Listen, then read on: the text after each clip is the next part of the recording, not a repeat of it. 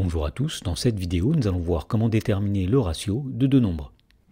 Dans l'exemple, dans la première question, on nous dit que Pierre est allé à la boulangerie, il a acheté 2 pains au chocolat et 3 croissants, et on nous demande de déterminer le ratio entre le nombre de pains au chocolat et le nombre de croissants. Alors avant de faire cela, on va commencer par rappeler ce qu'est le ratio de deux nombres. Alors on dit que deux nombres A et B sont dans le ratio 2 pour 3 si A divisé par 2 est égal à B divisé par 3. Autrement dit, deux nombres A et B sont dans le ratio 2 pour 3 dans le cas où si A représente deux quantités, alors B représente trois quantités. Par exemple, sur le schéma ci-dessous, on voit que les nombres A et B sont dans le ratio 2 pour 3, puisqu'en effet, le nombre A représente deux quantités et le nombre B représente trois quantités. Alors voyons comment appliquer ceci dans la première question.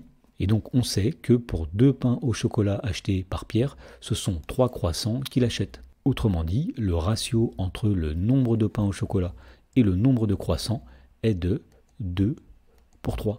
Ce qui veut simplement dire que pour 2 pains au chocolat achetés, ce sont 3 croissants qu'on achète. Alors une petite remarque, on peut voir que la définition ici est bien vérifiée.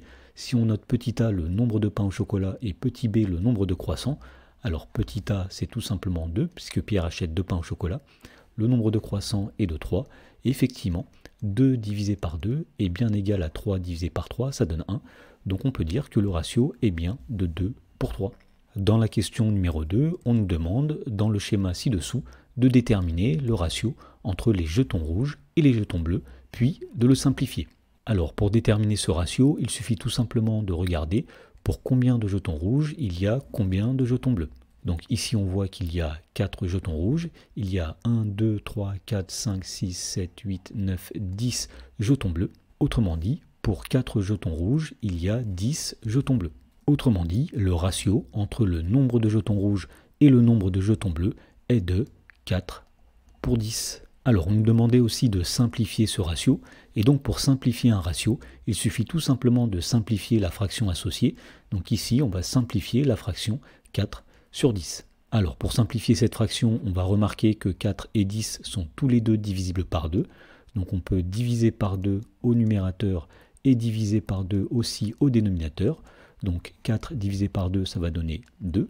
10 divisé par 2, ça va donner 5. Donc la fraction 4 sur 10 est égale à la fraction 2 sur 5. Autrement dit, le ratio qui était de 4 pour 10 est aussi de 2 pour 5. Et en effet, on peut constater cela de la façon suivante. Imaginons qu'une quantité, ce soit 2 jetons. Donc ici, nous avons une quantité, une autre quantité, etc. Et donc on voit ici qu'il y a 2 quantités de jetons rouges, qu'il y a 1, 2, 3, 4, 5 quantités de jetons bleus.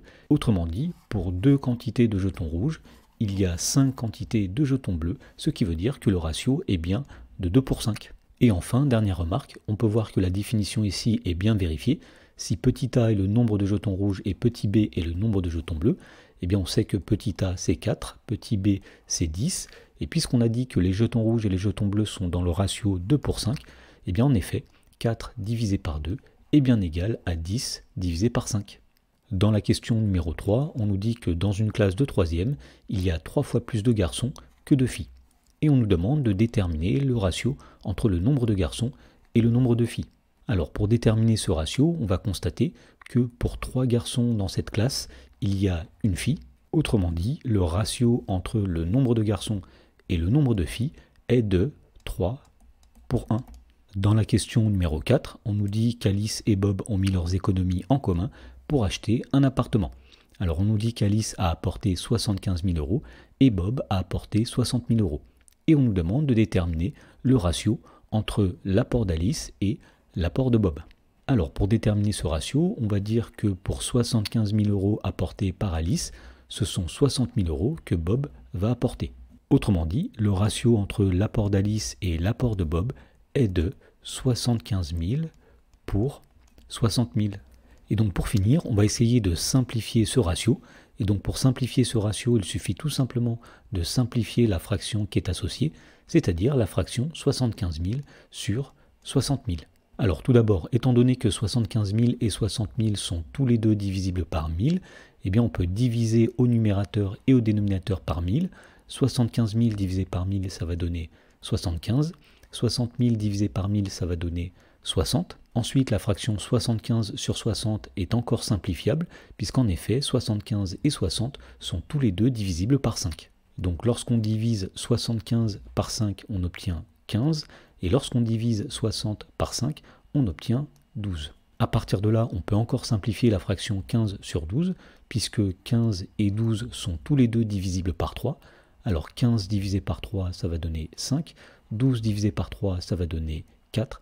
Et donc finalement, la fraction 75 000 sur 60 000 est égale à 5 sur 4. Et donc à partir de là, on peut dire que le ratio qui était de 75 000 pour 60 000 est aussi de 5 pour 4. Et donc cela veut dire que pour 5 € apportés par Alice, eh bien ce sont 4 € que Bob lui apporte. Et dernière chose, on peut vérifier que le ratio est bien de 5 pour 4, puisqu'en effet, lorsqu'on divise l'apport d'Alice, c'est-à-dire 75 000 par 5, eh bien on est censé obtenir la même chose que lorsqu'on divise l'apport de Bob, c'est-à-dire 60 000, par 4. Et en effet, 75 000 divisé par 5, ça donne 15 000. 60 000 divisé par 4, ça donne aussi 15 000.